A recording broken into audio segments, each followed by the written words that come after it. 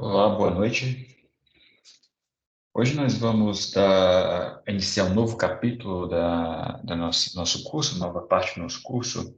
A gente acabou na última aula, acabamos aquela parte sobre a probabilidade discreta, né? E agora começamos uma parte, digamos, um pouco mais a ver com computação, que diz respeito a relações de recorrência, a recursões. Então, eu começo aqui com a definição, a intuição do que é uma recursão.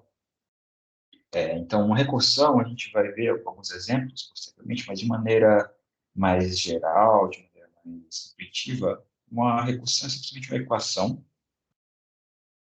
um conjunto de equações, também é possível, que define recursivamente uma sequência de valores. Então, a ideia é que a gente tenha um ou mais valores iniciais, certo? E a partir desses valores iniciais, cada valor subsequente, ou cada valor da sequência, na ordem, né, vai sendo definido a partir dos elementos anteriores, né? Então, é como se fosse assim, sei lá, tem uma sequência que começa com valores 1 e 3. O próximo valor aqui é uma função, digamos, desses dois valores aqui, assim, uma função qualquer. Aí o próximo valor aqui, ele é uma função dos dois valores anteriores.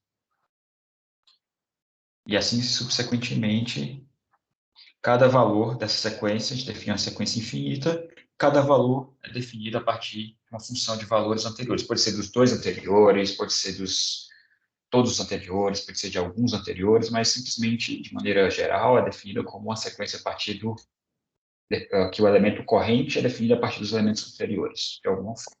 Isso falando de maneira geral, genérica, né? Agora a gente pode ver alguns exemplos aqui. Por exemplo, esse primeiro exemplo é um exemplo bem simples de uma recursão, que é uma recursão definida em termos de crescimento de uma colônia de bactérias. Então, a suposição aqui é que a gente tem uma colônia de bactérias e que a informação é que ela dobra de tamanho. Então, aqui, meio feio a minha letra, mas aqui é que uma colônia de bactérias dobra de tamanho a cada hora.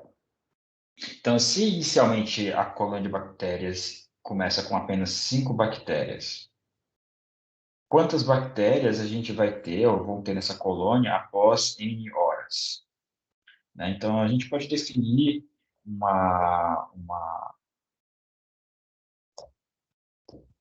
cada elemento, né? Um elemento AN, deixa eu chamar de AN, então, vai ser o enésimo elemento nessa sequência. E esse AN vai ser exatamente definido como sendo o número, quantidade, o número de bactérias na colônia no tempo N. Eu vou dizer ao final de N horas.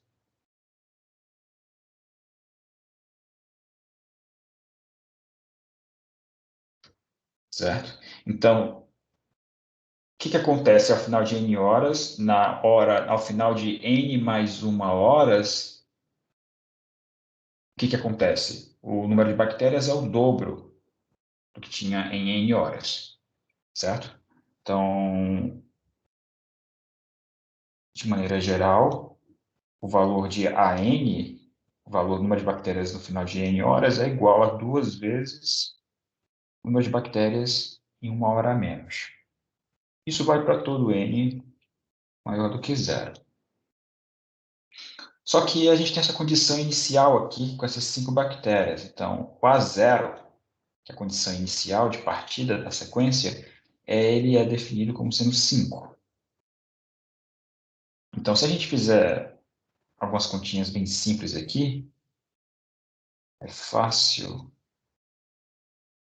ver que, bom, o número de bactérias na hora n é 2 vezes o que tinha na hora n menos 1, e na hora n menos 1 é 2 vezes o que tinha na hora n menos 2. Então, é 2 vezes o que tinha na hora n menos 2. O que tinha na n menos 2 é 2 vezes o que tinha na n-3. Então, a gente pode fazer isso até chegar na hora zero, que é a hora de partida, que a gente sabe que é 5. Ou seja, esse termo AN aqui, ele vai ser igual, portanto, igual a 2 elevado a n vezes 5. Então, a gente descobriu, a partir da equação de recorrência dessa sequência, a gente descobriu uma fórmula fechada, a fórmula exata para o valor de cada termo da recorrência. Ou seja, o termo 1, que é o N1, é quanto? 10. O termo 2 é 4 vezes 5. E assim sucessivamente. Certo? Tá claro, pessoal? Alguma dúvida quanto a esse exemplo ou essa definição informal de recursão? Alguma pergunta até agora?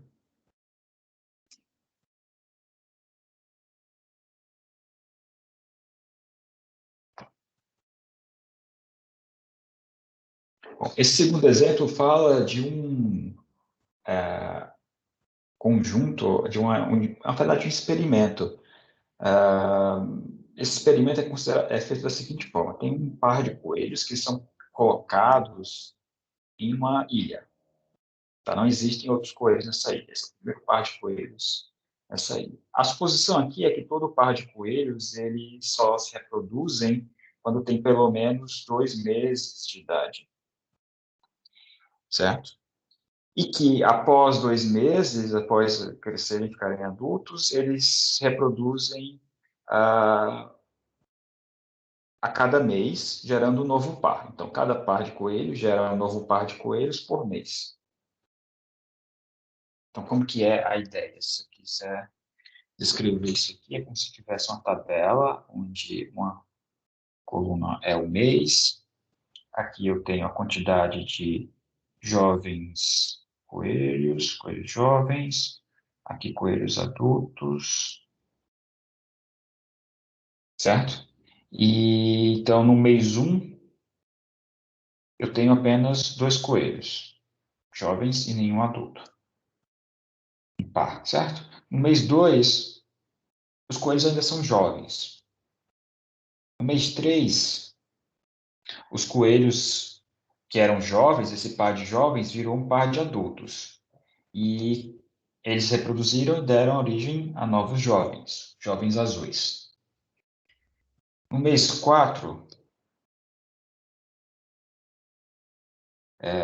de novo, esses coelhos adultos se reproduzem de novo e dão origem a novos coelhos. Agora eu tenho 4 coelhos, porque os 2 que tinham anteriormente jovens, mais os 2 novos que eles reproduziram aqui. Certo? Então ficam os 2 adultos. No mês 5, esses adultos aqui, esses coelhos que eram jovens, eles passaram a ser adultos. Os jovens no mês 3, eles viraram adultos no mês 5. Então, agora eu tenho quantos adultos? Tem 4. Só que esses adultos aqui, eles reproduziram mais uma vez o que eram adultos no mês anterior, né? Então, eles geraram mais 2. E, além disso, os novos adultos geraram mais 2. Então, eu vou ter aqui 6 jovens. Então, veja que essa sequência aqui, se eu fizer aqui uma última coluna, que é o total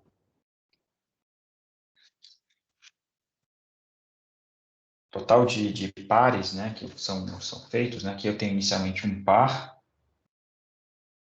um casal, aqui também tem um casal nesse mês, depois eu tenho 2 casais, depois 3 casais, 3 pares, depois 5 pares. Se eu fizer toda essa sequência aqui, eu vou ter exatamente o que é conhecido como os números de Fibonacci. Sequência de Fibonacci ou números Fibonacci.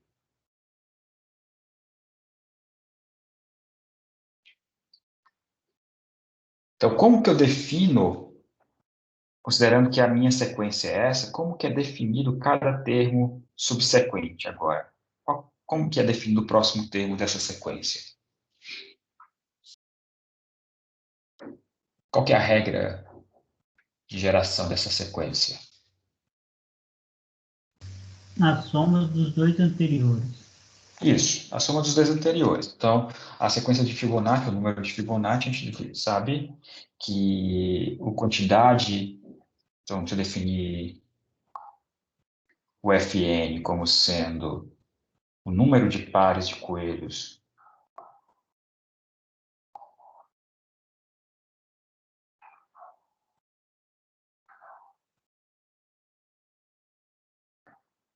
após n meses,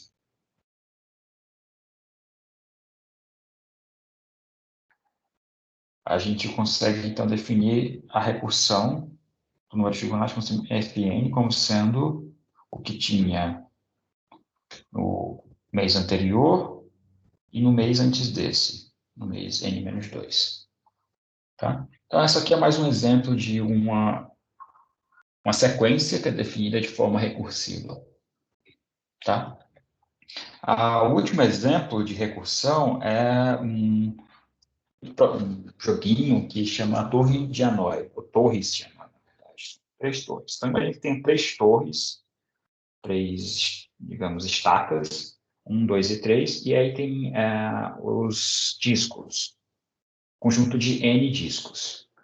A ideia desse jogo é a seguinte: a gente quer mover, objetivo, né? Opa. O objetivo desse jogo é mover todos os discos que começam sempre na estaca 1 e começam sempre nessa ordem, do menor para o maior.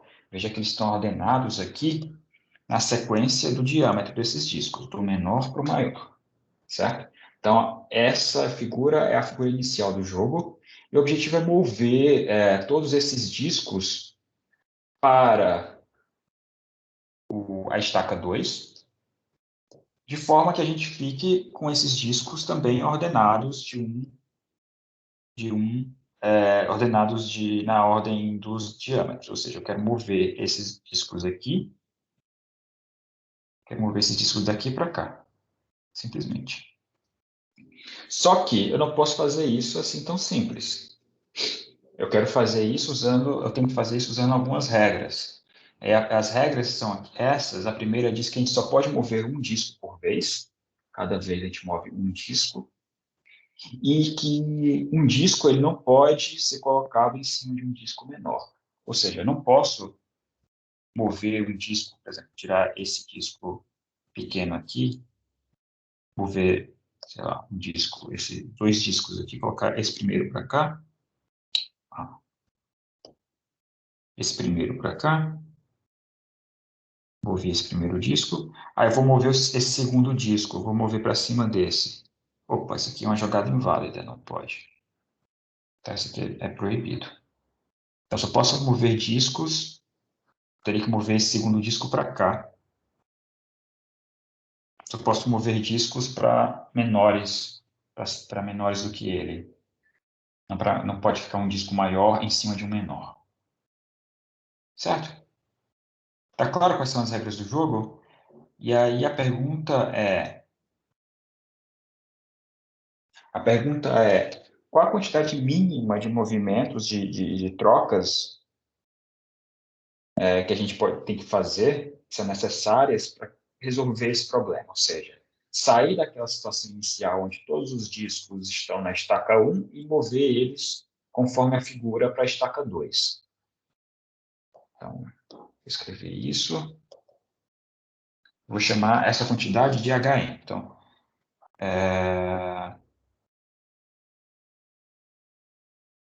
seja HN a quantidade mínima de movimentos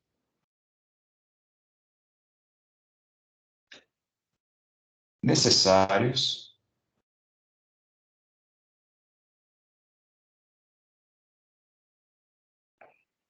para resolver o problema com N discos.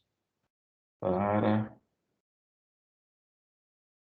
resolver a torre de Hanoi, as torres de Hanoi.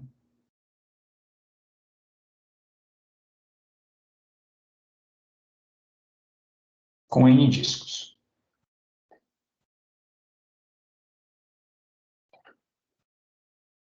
Então, a gente vai definir, então, a relação de recorrência para calcular qual que é o valor desse HN, certo? Eu quero calcular quanto que é esse HN. Eu chamei de HN de quantidade mínima, agora eu quero saber como que eu computo esse HN.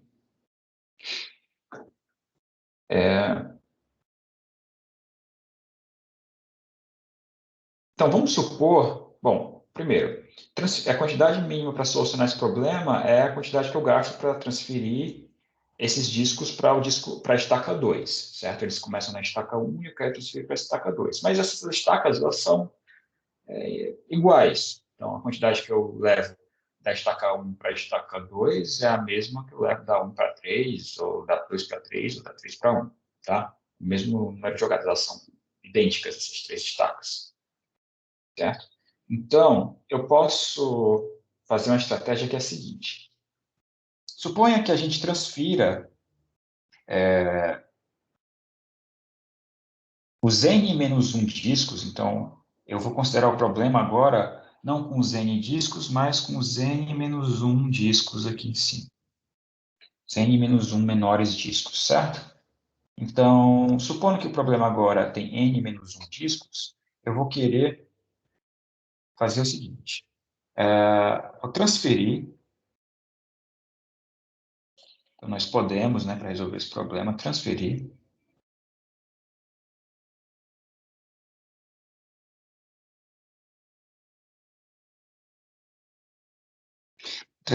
os n-1 discos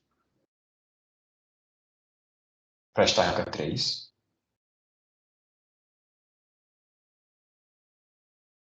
E a gente falou que vai gastar essa transferência vai gastar H de n menos 1 movimentos, pela definição do HN. Então, gastando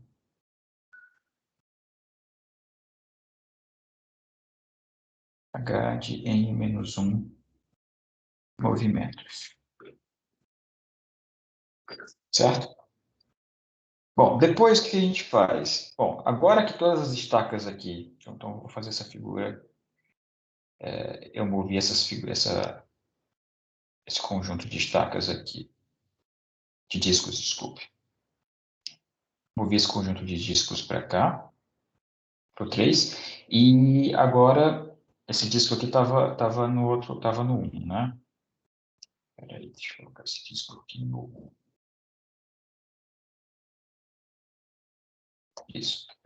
Aqui é a figura, então movido 1, todos começam no 1. Eu movi do 1 para o 3, gastando Hn-1 movimentos, para mover os N-1 menores discos, certo? Então, eu gasto mais um. Sim? Alguém está com o microfone aberto, por favor.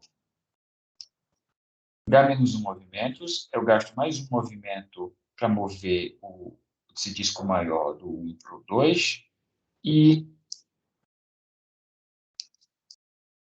eu gasto de volta os Hn-1 movimentos para mover do 3 para o 1. Certo? Então, qual que é a ideia aqui? A ideia é que a gente consiga computar, então, a quantidade de movimentos do HN usando os resultados da quantidade de movimentos para o HN-1, certo? Então, vamos fazer essa conta. Quanto que vai ser, então, o total de movimentos? Quantos passos a gente pode gastar, então, para mover o H de N? Qual que é o valor de H de N?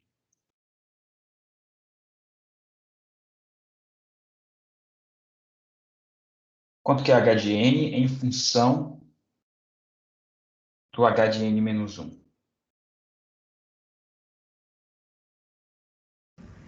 É 2H menos 1 mais 1? Isso. 2 vezes o H de N menos 1 mais 1. né? Porque a gente teve que mover duas vezes esse bloco de n-1 discos. Primeiro a gente moveu da estaca 1 para a estaca 3, depois a gente moveu o último disco da 1 para 2, e depois moveu os HN-1 discos da 3 para 1. Desculpa, da 3 para 2. E aí a gente tem a solução final. Então, por isso que a conta aqui é considerando os dois movimentos desses N-1 discos mais um, certo? Então, se a gente quiser, então, calcular a fórmula fechada para esse número de trocas de movimentos, então, a fórmula fechada vai ser H de N é 2 vezes H de N menos 1, então é 2 vezes H de N menos 2, mais 1, né? Se eu substituir mais uma vez, para a gente tentar entender a fórmula de recorrência aqui, vai ser 2 vezes, ou vai ser 2 ao quadrado, né? Então isso aqui é o quê, né? Vou fazer direitinho, tá? 2 ao quadrado vezes Hn menos 2 mais 2, certo? Então, quem que é H de N menos 2? Então, H de N menos 2 é 2 vezes H de N menos 3 mais 1. E tem esse mais 2 que sobrou lá. Isso aqui vai dar 2 à terceira vezes H de N menos 3 mais 3. Então, veja que a gente pode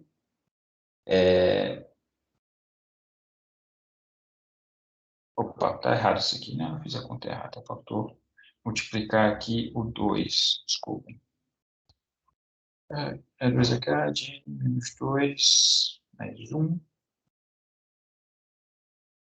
mais 2, 3.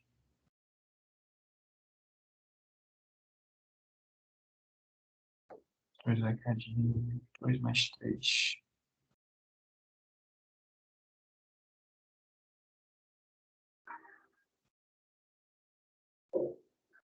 Certo?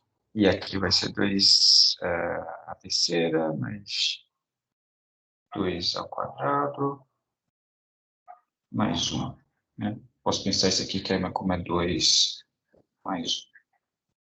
E aí você pode generalizar essa sequência, substituindo outras vezes o Hn menos 3 pelo Hn menos 4, até chegar no H1. Quem que é o H1? H1 é quando tem um disco só. E para resolver um disco só, a gente gasta um único movimento, que é levar esse disco da estaca 1 para a estaca 2. Então, o H de 1 é 1, certo? Então, fazendo essa soma aí, substituição de todos esses termos, a gente vai ter todos os termos, então, somatório de 2 elevado a n menos 1, mais 2 elevado a n menos 2, mais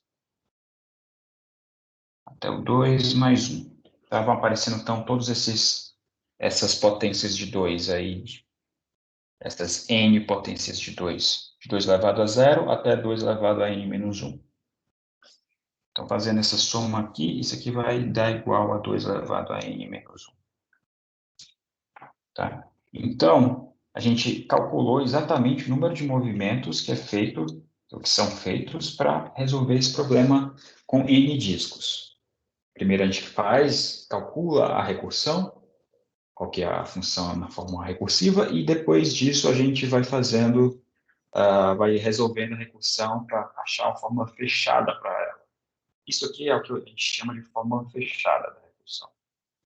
Então, aqui Hn, cada termo é definido completamente sem ser em relação a termos anteriores. Então, cada termo para todo n vale isso aqui. Todo n maior ou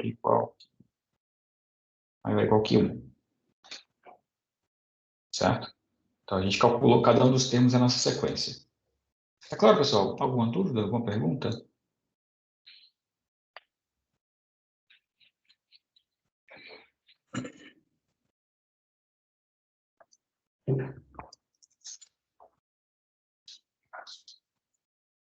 Muito bem. Uma outra ideia ou uma outra aplicação dessa ideia de recursão é utilizada nesse paradigma de projeto de algoritmos que é chamado de programação dinâmica. Então, programação dinâmica é um paradigma, é uma técnica para se fazer algoritmos, uma estratégia para se fazer algoritmos, para se fazer projeto de algoritmo. A ideia intuitiva de uma programação dinâmica é que a gente tem um problema ou uma instância que é grande, a gente não sabe resolver ela diretamente. E aí a gente quebra esse problema, essa instância, em vários pedaços menores, que talvez ainda sejam muito grandes para a gente resolver. Só que a gente recursivamente quebra esses problemas menores em problemas ainda menores. Se eles forem grandes ainda, quebra cada um desses menores em problemas ainda menores. E aí vai dividindo até que os problemas ficam muito pequenos e são fáceis de resolver. Então, a ideia é que recursivamente a gente vai dividir um problema, que também eu vou chamar de instância, em instâncias menores, que teoricamente são mais simples de resolver. Se elas forem ainda difíceis, a gente quebra elas em problemas ainda menores.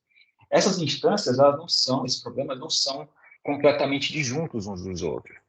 São problemas que podem ter interseção. A gente vai ver um exemplo disso. Aqui é só a ideia geral dessa técnica, tá? E aí, uma solução da instância maior, assim, quando então a gente quebra em problemas bem pequenos, a gente sabe resolver aqueles problemas bem pequenos. E aí a ideia é, sabendo as soluções desses problemas pequenos, como que a gente obtém uma solução do problema maior? Então, a combinação, a gente quer combinar soluções menores em uma solução do problema maior, tá? Então, essa é a ideia geral por detrás da programação dinâmica. Tá claro essa ideia? Vocês já viram anteriormente programação dinâmica ou não?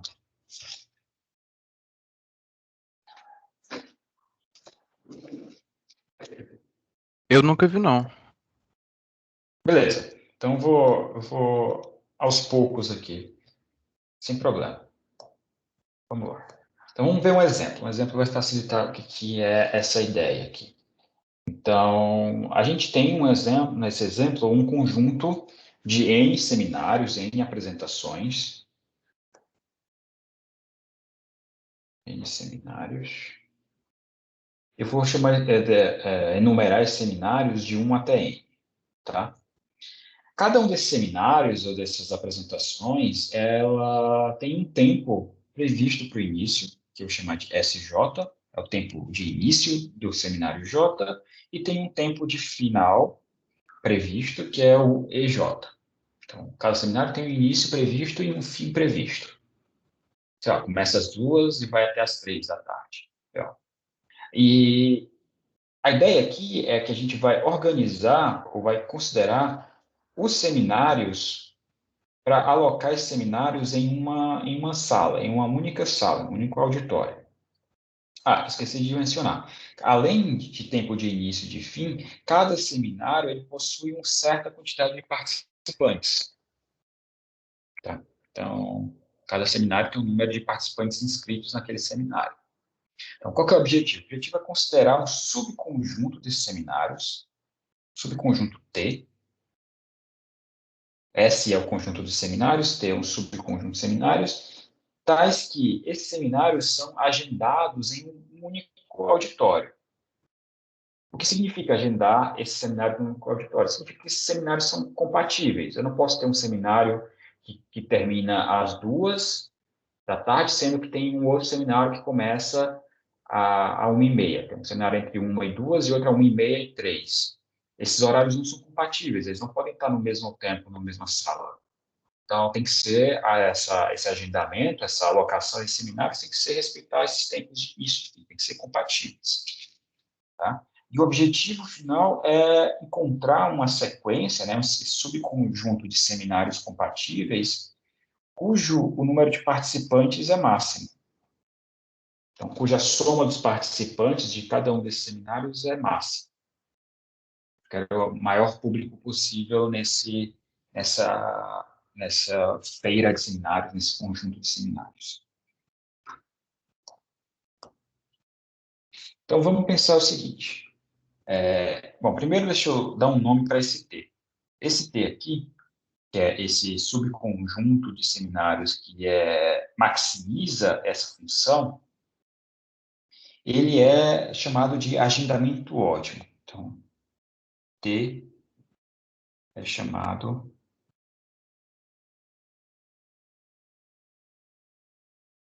de um agendamento ótimo.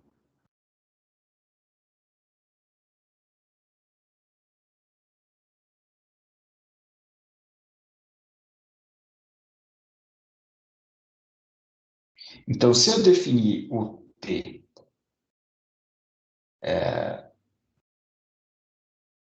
na verdade, eu vou definir um certo valor. Para cada um desses J seminários, eu vou definir um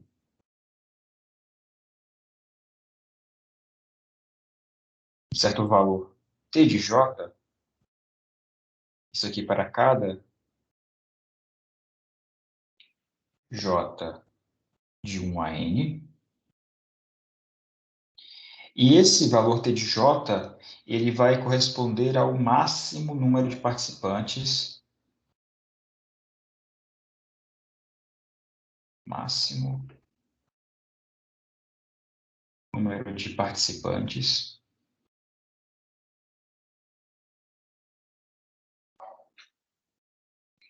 que é possível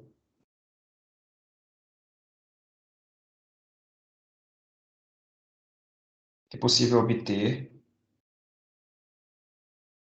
em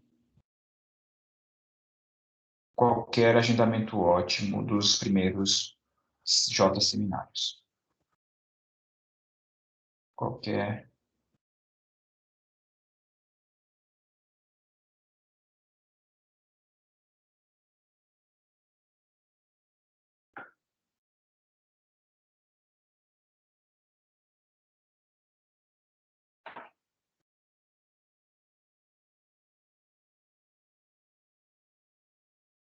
Ou seja, o que é o T de J?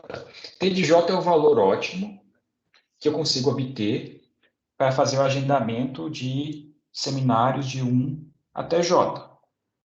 Então, T de J é o ótimo que eu consigo fazer nesse subconjunto aqui, nesse subproblema. Veja que o problema ele é de 1 a N, né? São N seminários. Eu estou pegando um J menor do que N, ou menor ou igual que N, e eu estou criando um subproblema, que é o problema de fazer o agendamento de 1 até J. Em vez de ser 1 até N, é 1 até J. Então, cada um desses J's, J1, J2 até Jn, me define um subproblema do problema original, certo? E eu estou dizendo, olha, o valor ótimo, o valor de um agendamento ótimo para esse subproblema de 1 a J é TJ. Tá? Então, se a gente quiser resolver o problema, então a gente tem que calcular o quê? O T de N, né? Então, o objetivo é calcular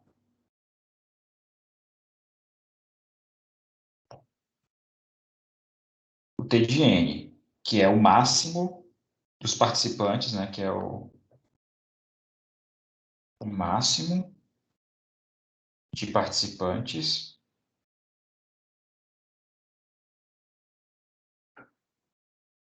são possíveis, participantes possíveis, em um agendamento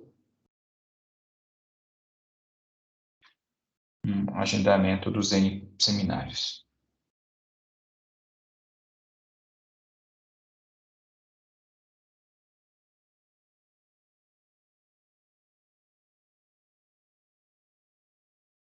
Então, como é que a gente calcula o T de N em função, como sendo uma função dos T's de J menores, né?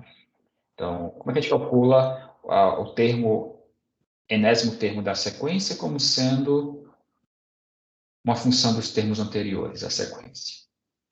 Então, para definir isso precisamente, a gente precisa desse conceito primeiro, uma suposição. A suposição aqui é de que os seminários são ordenados. Então, a gente vai assumir que os seminários foram ordenados.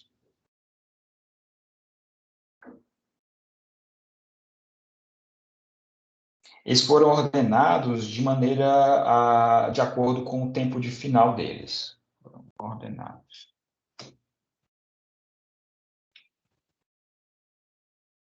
De acordo com os tempos de final, ou seja, de acordo com os EJs.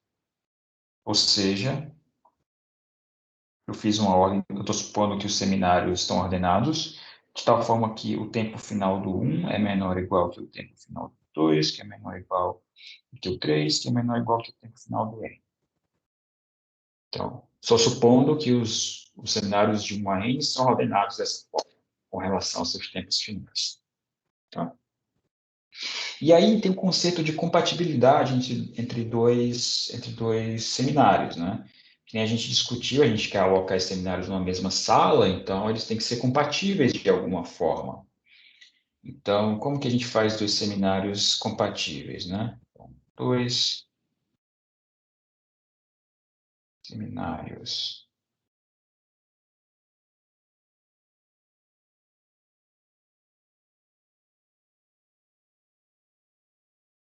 são compatíveis se eles não ocorrem no mesmo instante de tempo.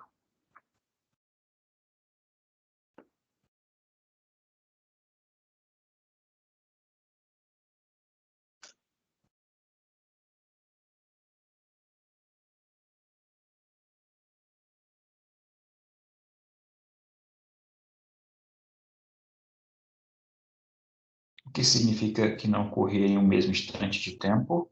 Significa que são seminários da forma, e seminários IJ da forma tempo de I é menor ou igual, o tempo final de I é menor ou igual que o tempo de começo de J. Então, se isso acontece, então I e J são compatíveis.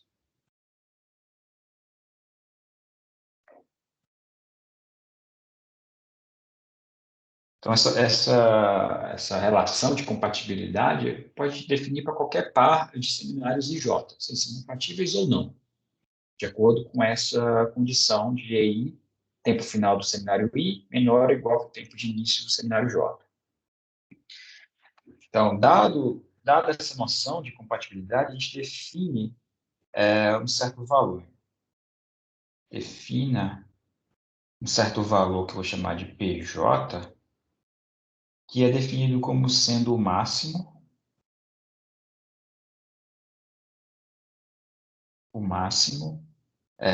do seguinte conjunto. É o conjunto de todos os Is, índices Is, tais que I é menor do que J, e o tempo de I, final de I, né, tempo de término do seminário I, é menor do que o tempo de início do seminário J. Vou incluir esse conjunto e vou incluir o zero para ter sempre uma solução, esse máximo sempre tem uma solução. Porque podia ser que esse conjunto é vazio, né? Essa primeira parte do conjunto aqui podia ser vazia. Então, para ter o máximo, eu incluo zero lá. O zero é um evento fictício, que não é um seminário fictício. Tá? Então, o que significa o seminário PJ? PJ é um seminário. Então, PJ é o seminário mais tarde possível que termina antes do J. Certo? Então, deixa eu escrever isso. Então, o que significa o PJ?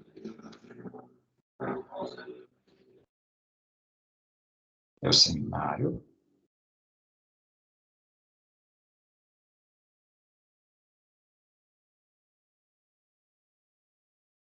que termina mais tarde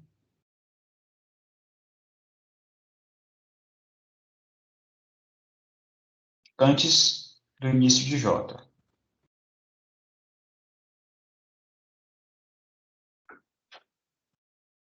Está clara essa definição, pessoal? Essa de PJ? Tá tudo tranquilo? Alguma dúvida, alguma pergunta?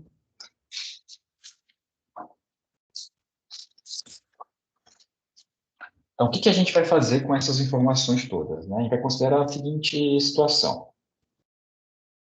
Deixa eu criar uma nova página aqui. Então, nós temos esses seminários e temos essa definição do PJ, que é o seminário mais tarde possível, que começa antes, que na verdade que termina antes do começo de J. E eu vou considerar um J qualquer, tome um J, um desses seminários de 1 a N. E considere agora um agendamento ótimo desses seminários de 1 a J. Então, vou chamar de seja o S estrela J, agendamento ótimo dos primeiros J seminários.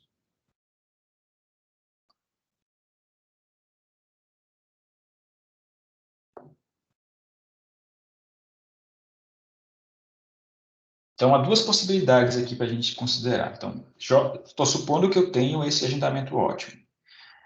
Nesse agendamento ótimo, tem duas situações que podem acontecer. Ou o J, esse último seminário, foi escolhido para o agendamento ótimo, ou ele não foi escolhido para o agendamento ótimo. Então, o primeiro caso é J está no agendamento ótimo.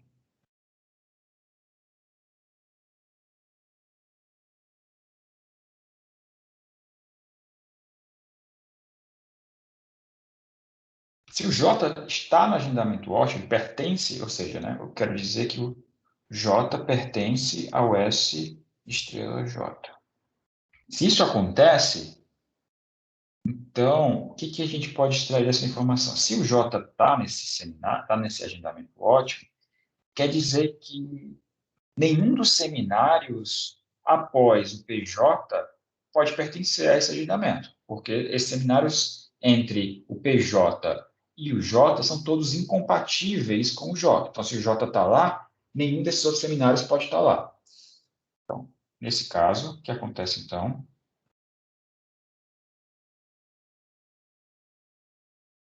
Os seminários PJ, PJ mais 1, né? PJ mais 2,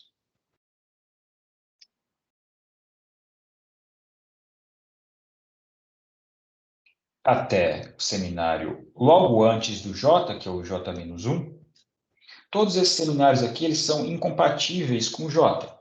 Por quê? Porque pela definição de PJ, PJ é o último, é o maior índice de seminário que é compatível. Então, todo mundo depois de J não pode ser compatível, porque senão isso seria uma contradição para a escolha do PJ. Então, todos os seminários de PJ mais 1 até o último anterior ao J são todos incompatíveis com o J. Ou seja, se esses cenários são incompatíveis,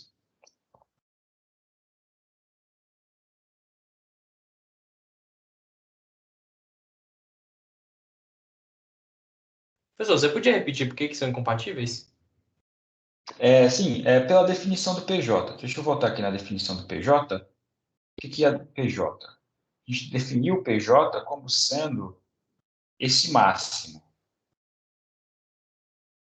O que é esse máximo? É o maior índice de seminário antes do J, cujo tempo de final, o tempo de término, é menor ou igual que o tempo de início do J. Ou seja, você traduzir isso para português significa que é um seminário que termina mais tarde possível antes do J, que é compatível com o J. Tá claro? Ficou mais claro ou não? Aham. Certo? Então, tendo o PJ sendo esse, que significa o quê? Que nenhum desses seminários que vem depois do J, do PJ, tipo PJ mais 1, PJ mais 2, nenhum deles pode ser compatível com o J. Porque se ele fosse compatível, a gente está pegando o máximo aqui. Então, teria sido ele a ser escolhido para ser o PJ, certo? E essa é uma contradição com a escolha do PJ. Então, como o PJ eu estou pregando o máximo, que é compatível, o maior índice de seminário que é compatível com o J é o PJ. Então, nenhum que vem depois pode ser compatível, senão esse não seria o máximo. Tá claro? Aham. Beleza. Então, por isso que esses seminários todos aqui, PJ mais 1, até o anterior ao J, que é o J menos 1, todos eles são incompatíveis com o J. Isso vem da definição do próprio PJ. Beleza, então agora a gente faz o que com esses seminários, né? Então, esses seminários são todos incompatíveis. Significa que se eu pego a solução ótima, essa estrela, que é a solução ótima desse conjunto aqui de seminários, de 1 até J. Se eu pego essa solução ótima, que é um agendamento ótimo, e tiro dessa solução aqui o J, que eu sei que eu estou supondo que o J está lá dentro, tá? É o caso onde o J está dentro do agendamento ótimo. Então, eu tiro o J desse agendamento ótimo, o que sobra? O que sobra tem que ser um agendamento ótimo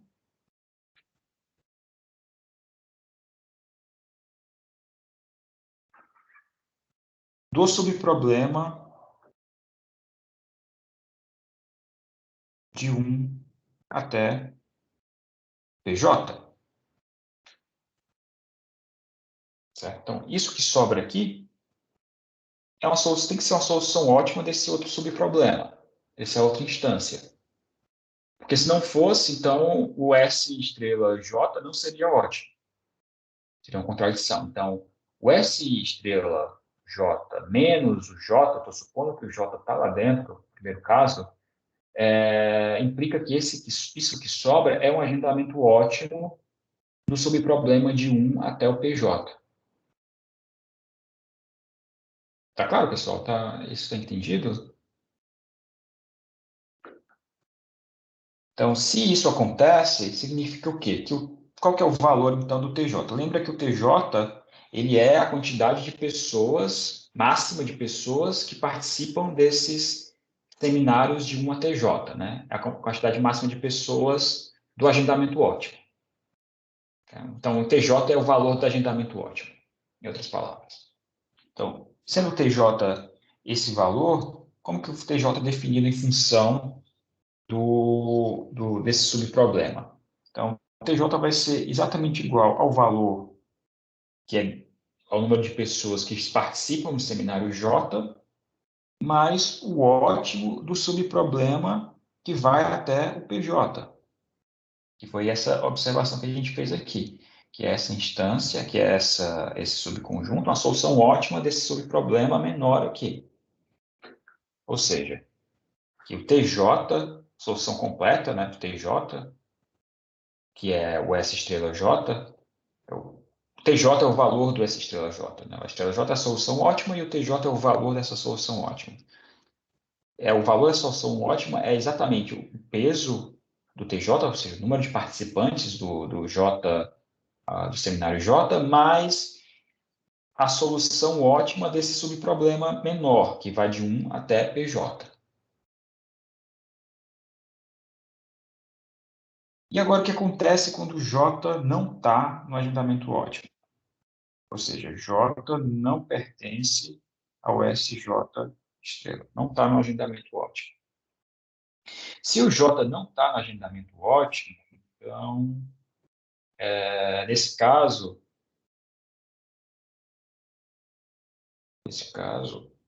o agendamento ótimo, S estrela J, ele é, na verdade, um agendamento ótimo do subproblema até o J-1. Ou seja, é um agendamento ótimo do subproblema de 1 até J-1. Por quê? Bom, porque o J, estou supondo que o J não está lá dentro. Então, se o J não está lá dentro, então Na verdade, esse agendamento ótimo é um agendamento ótimo para o subproblema de 1 até o J-1. Sim? Pode perguntar? Professor, depois você pode repetir, por favor, por que que o S estrela J sem o J é um agendamento ótimo para aquele conjunto lá que vai de 1 até PJ? Sim. Você entendeu por que que esses seminários são incompatíveis? PJ mais 1 até o J-1 são todos incompatíveis com o J? Sim, sim, porque provavelmente eles começam depois eles terminam depois do horário de início do J, né? Isso, exatamente, são compatíveis com o J. Então, o que significa? Que aquele agendamento do S, esse agendamento aí, S estrela J menos o J, ele é um agendamento que só agenda seminários entre 1 e PJ. Ele nunca vai considerar agendamentos entre esses PJ mais 1 até J menos 1, porque esses são todos incompatíveis com o J. Então, os agendamentos que foram feitos, esse subconjunto S estrela J é um subconjunto desse conjunto aqui, de 1 até o PJ, certo? Não? Certo. Então, se é um subconjunto, você concorda que isso aqui é um subconjunto desse outro? Eu quero dizer que esse aqui, esse conjunto S estrela J menos o J é um subconjunto, está contido, subconjunto do... Ficou meio ruim aqui, mas isso aqui eu quero dizer que é um subconjunto do conjunto de 1 até PJ. Tá? Então, se esse é um subconjunto de 1 até PJ, quer dizer que... e como esse é um agendamento ótimo, uma suposição que é um agendamento ótimo, esse agendamento é um agendamento ótimo de 1 até PJ, porque se existisse um agendamento menor ainda do que ele, de 1 até PJ, então eu poderia obter um agendamento menor ainda que o S estrela J do conjunto completo de 1 até J. Então, seria um absurdo. Tá? Então, se você supor que não é ótimo, então, porque tem um menor do que ele. Se tem um menor do que ele, eu posso pegar esse, que é menor do que ele, combinar com o J, fazer união com o J, e ter uma solução melhor ainda para o agendamento ótimo, para o agendamento do 1 até o J, que é uma contradição. Então, é por isso que esse subconjunto aí, que é o S estrela J menos J, é um subconjunto ótimo de 1 até PJ. Ficou mais claro ou ainda não? Eu acho que sim, é porque o agendamento ótimo é aquele que tem o maior número de Js, né? Ou Não, não? agendamento ótimo é o que tem o maior somatório nos pesos dos participantes. É isso aqui, cadê a definição? Aqui. Então, agendamento ótimo é o que maximiza essa função aqui, WJ, somatórios WJ, onde J é pertencente a esse agendamento. Então, eu quero maximizar a quantidade de pessoas que participam do seminário total, né, de todos os seminários. Então, cada seminário contribui com um número de pessoas, tem 10 no primeiro, 20 no segundo, 30 no terceiro, então, o total vai ser 60. Então, esse agendamento desses 3 seminários é 60. E aí, exatamente esse valor que eu quero maximizar, o somatório de todos os participantes desses seminários. Esse é o objetivo. Então, a gente não é o número de seminários, tá? É a quantidade de participantes de cada um deles, o somatório da quantidade de participantes. Então, por isso que Tá aqui bom. a gente completa o valor de TJ como sendo o valor do peso, o número de participantes do J, mais o ótimo desse subproblema, que vai de 1 até o PJ, que é esse ótimo aqui. Certo? Esse T de PJ é exatamente o valor dessa solução aqui. S estrela J menos J. Beleza? Tá Até bom. agora? Obrigado. Beleza? Maravilha. Então, esse era o caso onde o J estava dentro do ótimo, estava dentro da solução ótima, que é esse S estrela J. Mas se o J não está no ótimo, quer dizer que essa solução ótima ela só considera seminários entre 1 e J-1. Então, ela não considera seminário J, porque o J não está lá. Então, esse agendamento é um agendamento ótimo para esse subproblema de 1 até J-1. Então, nesse caso, qual que é o valor de TJ, né?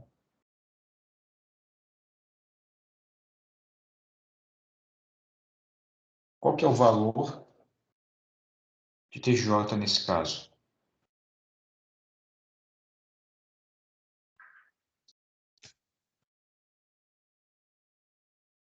Quem que é TJ nesse caso? Qual que é a solução, o valor da solução ótima de 1 até J, sabendo que o J não está na solução ótima?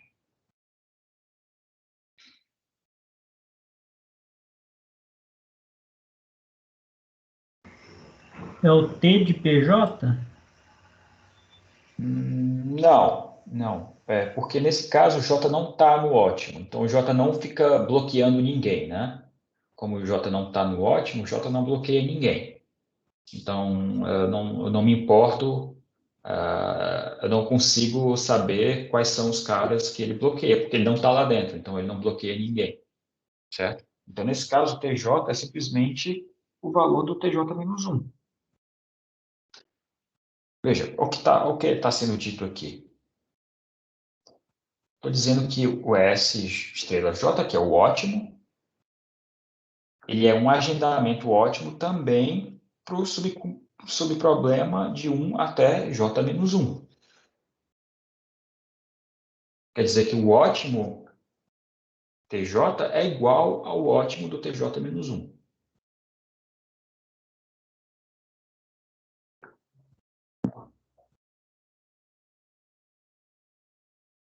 Se a gente combinar esses dois casos, caso 1 e caso 2, a gente tem dois valores possíveis, né? Ou o TJ é igual ao TJ-1, ou o TJ é igual a esse outro valor aqui de cima. Sendo o J lá, ou o J dentro da solução ótima, ou o J fora da solução ótima. Então, combinando esses dois casos,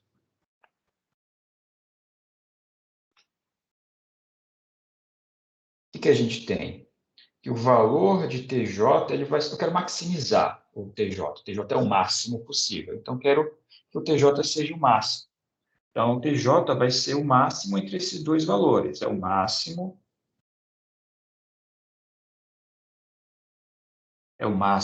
tomado entre esse primeiro caso, que é o WJ mais o T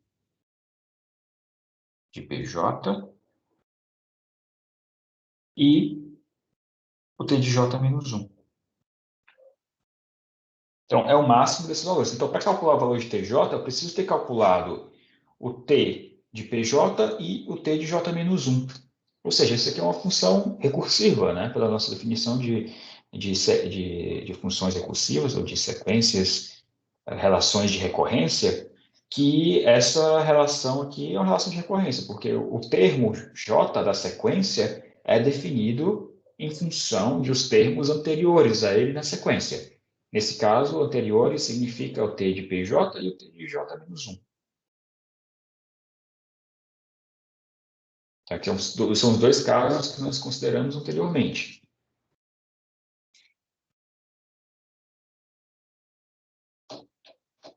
Tá muito nebuloso isso, pessoal? Tá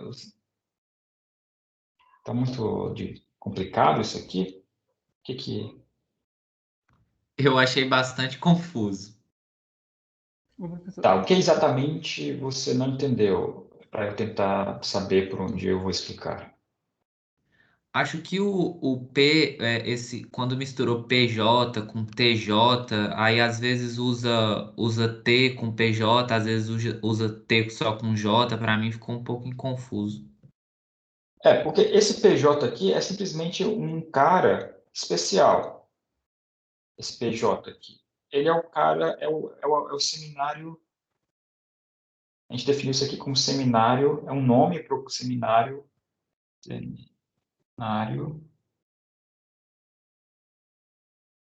de maior índice que termina antes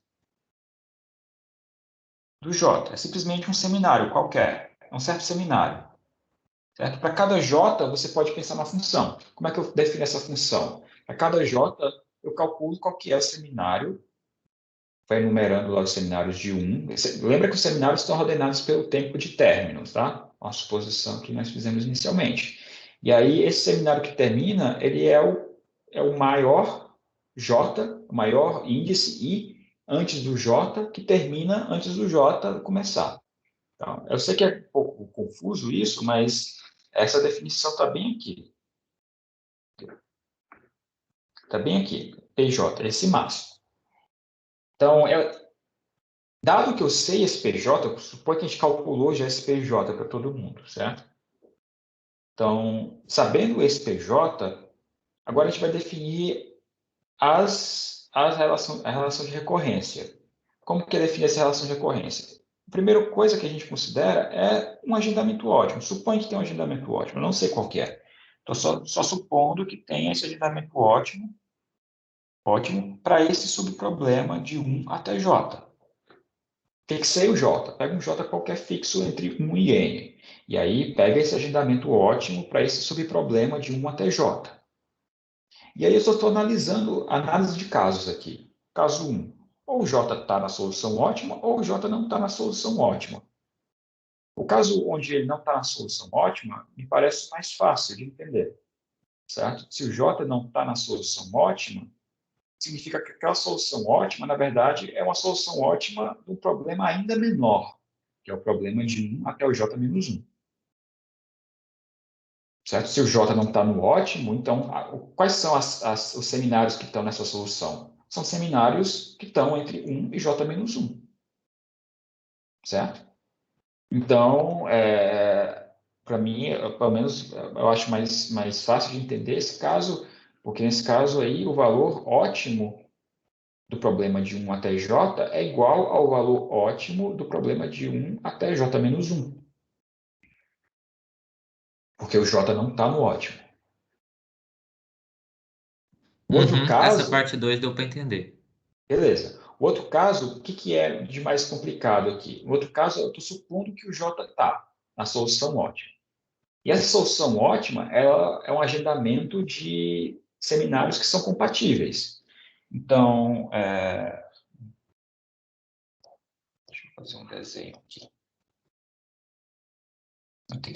Então, o que são esses seminários? Então, seminários pode pensar como umas barrinhas. Então, aqui é o seminário J.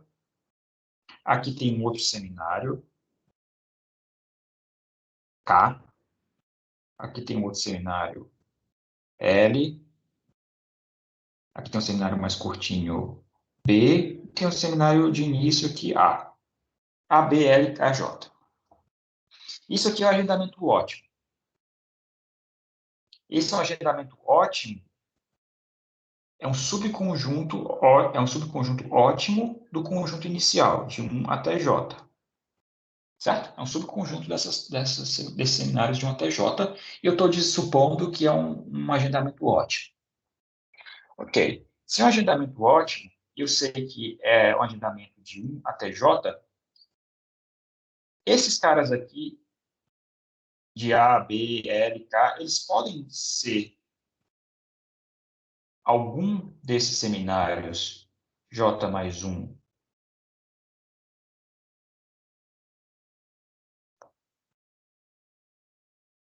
Vou falar de outra forma. Esses seminários aqui, eles têm que ser o quê em relação a J? Eles são compatíveis com J. Obviamente, tem que ser compatíveis com J, certo? Todos esses seminários A, B, L e K são todos compatíveis com J.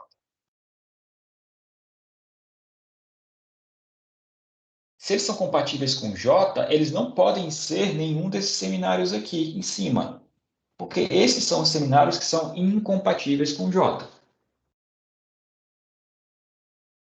Então, esses seminários A, B, L e K são seminários que não pertencem a esse subconjunto de PJ mais 1 até J menos 1. Então, se eles não pertencem a esse subconjunto, Quer dizer que eles estão contidos em outro conjunto. Quer dizer que esses caras aqui são contidos num conjunto de 1 até quem? PJ. Certo? Todos esses seminários A, B, L, K são seminários pertencentes a esse subconjunto aqui.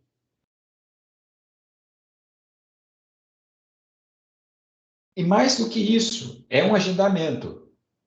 E esse agendamento, porque, bom, se eu tirei a última apresentação da agenda, o que sobra ainda é um agendamento, certo? Ainda é um agendamento válido. Então, o que acontece, que é um agendamento, e por que não tem um agendamento melhor nesse subconjunto de 1 até PJ? Se tivesse, suponha que tivesse um agendamento melhor do que A, B, L e K, nesse subconjunto aqui, de 1 até PJ. Se tivesse um melhor, significaria que eu podia pegar esse cara que é melhor do que o A, B, L e K e juntar com o J e, no final, obter uma solução ótima, um agendamento ótimo para o conjunto de 1 até J, o que é uma contradição, porque a gente está supondo que esse é o ótimo. Então, não pode ter um cara melhor dentro do subconjunto de 1 até PJ do que esse agendamento ABLK. Por isso, daí que vem essa fórmula de recursão que está aqui. Deixa eu limpar um pouco essa figura. Mas o que é, então, o agendamento ótimo de 1 até J? Ele pode ser quebrado em duas fases, em dois pedaços. O primeiro pedaço é o valor de J, que é o WJ. Eu sei que J está lá dentro. Mais o valor ótimo da solução para esse subproblema, mas não é o subproblema de 1 até j menos 1, porque eu sei que esses caras aqui não estão lá dentro, porque o j está na solução ótima. Então, o subproblema que a gente tem que considerar é o subproblema de 1 até pj, porque são todos os caras que são compatíveis com o j. Então, o subproblema ótimo, o ótimo desse subproblema de 1 até pj combinado com o J vai dar a solução desse subproblema de 1 até J quando o J está no ótimo. Certo? Tem várias informações aqui para digerir. Então, o que eu sugiro para vocês é ler. Simplesmente ler o livro. Tem esse exemplo lá no livro com detalhes. E qualquer dúvida, perguntar para mim ou para o Raul. Vocês precisam ser mais participativos nas aulas e nas monitorias. Mas não é só assistindo aula que vai conseguir entender. Precisa ler, precisa pensar. Tá? Então, essa é a minha recomendação aí a todos. Leiam o livro, tirem dúvidas comigo ou com o Raul, participem da monitoria, façam exercícios. Para terminar a aula, eu só queria mostrar como que a gente calcula, então, essa função t de j. Então, essa função t de j aí é a solução que eu quero calcular, mas ela está sendo feita de forma recursiva. Então, eu quero fazer um algoritmo que calcula essa função tj. Então, esse algoritmo, que eu vou chamar aqui de max participantes. Então, vou chamar de max participantes. É um algoritmo que recebe como entrada o quê? Os seminários. Mas os seminários, eles recebem como entrada os seminários, os tempos de início de cada um dos seminários, S1 até o SN. Recebe os tempos de fim, término dos seminários, de E1 até o EN. E eu estou supondo ainda que esses tempos são ordenados não decrescentemente, ou seja, o E1 é menor ou igual que o E2, que é menor ou igual que o E3, que é menor ou igual que o EN. Por fim, qual que é a última entrada do nosso algoritmo? São os pesos, né? W1 até o WN, que são os números de participantes de cada um desses seminários. Como que eu calculo essa função aqui? Faço um algoritmo para calcular essa função.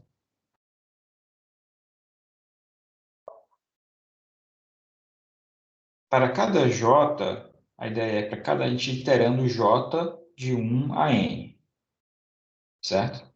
Então, o que eu vou fazer? Eu vou começar calculando quem é o PJ. Então, eu defino o PJ do primeiro cara aqui. Eu começo o PJ como sendo 0 e vou alterando esse valor dentro de um outro loop. Para fazer essa alteração, eu considero um K um contador.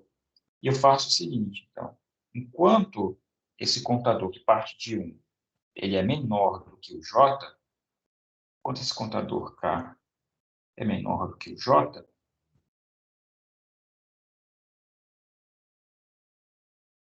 eu verifico se o tempo de término dessa tarefa K é compatível com a tarefa J, ou seja, o tempo de término dela é menor ou igual que o tempo de início da J. Se isso acontece, então eu atualizo o meu melhor candidato a PJ naquele momento. Então, o meu PJ vai ser atualizado para ser o K. E se não? Se não, eu incremento esse valor. K mais mais. Incremento K. Então, o que vai calcular essa parte aqui do loop? O que vai calcular? O que calcula isso aqui calcula?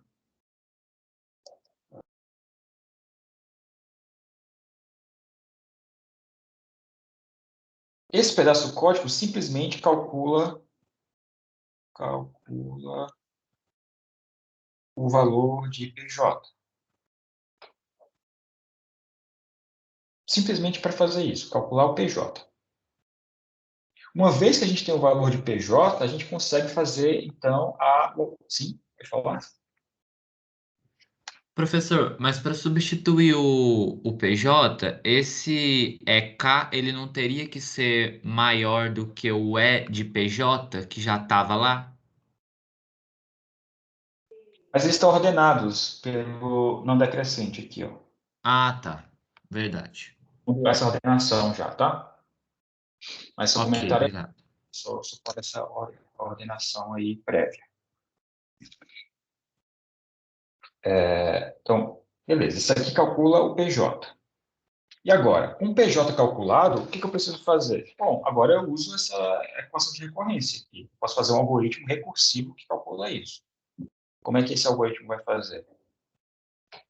Simplesmente aqui o for, eu vou definir, então depois desse código aqui, eu vou definir quem que é o T0. Então, T0 é igual a 0, só para ter o caso base. E aqui eu faço for, que calcula, então, o valor de J. Desculpa, isso aqui é feito para todo J, tá? Para todo J foi feito isso. Então, tudo isso aqui calcula todos os PJs. Esse for aqui, beleza? Então, acabou esse for do J de 1 até N, eu defino o valor base da minha função de recursão, que é o 0, t de 0 é 0, e aí, sim, eu tenho um for que calcula a função, que calcula o valor de t de j. Vai ser um for de j de 1 até n, onde o t de j vai ser igual ao máximo do wj mais o t do p de j, que foi calculado anteriormente, o máximo disso e o t de j menos 1.